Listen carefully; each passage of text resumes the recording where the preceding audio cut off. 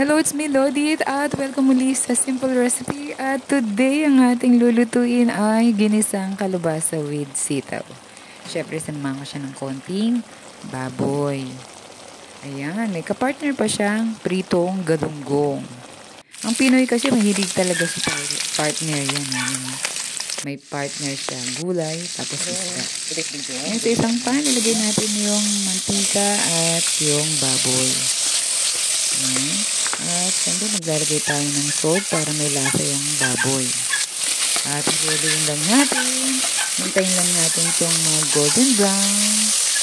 At siyempre hindi na natin siya aalisin sa kawali kapag nag-golden brown. Isi-set aside lang natin sa kawali. At ngayon magigisa tayo ng bawang. Tapos susunod na rin natin yung onion.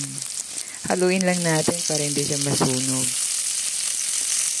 Yan. Pagkatapos nito, pwede na nating isama yung baboy. At haluin lang natin para magsama yung kanyang flavor. Okay, maglalagay din tayo ng 1 teaspoon of bagong alamang para mas masarap ang lasa. Yan, haluin lang natin siya.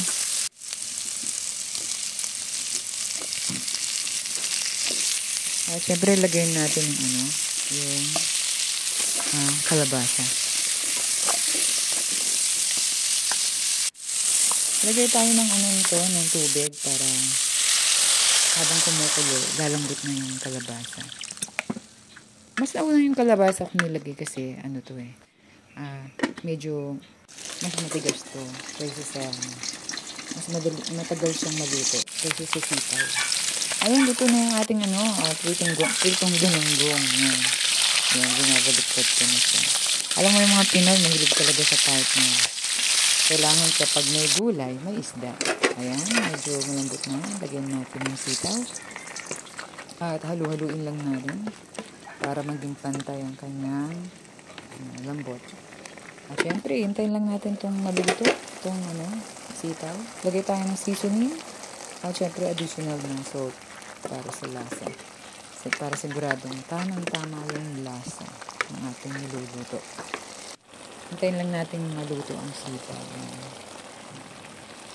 Napakadali lang ng recipe na to. Siguradong magugustuhan ninyo. At napaka-healthy pa, diba? So, yan na. Almost done na siya. Lipat natin sa bowl para ready na tayong mag-dinner or mag-lunch. Yan. Kahit sa dalawa. Pwedeng-pwede yan. At, syempre,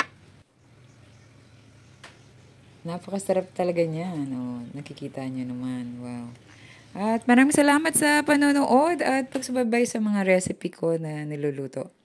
At ingat tayo lagi at huwag kalimutan na magdasal lagi. God bless everyone.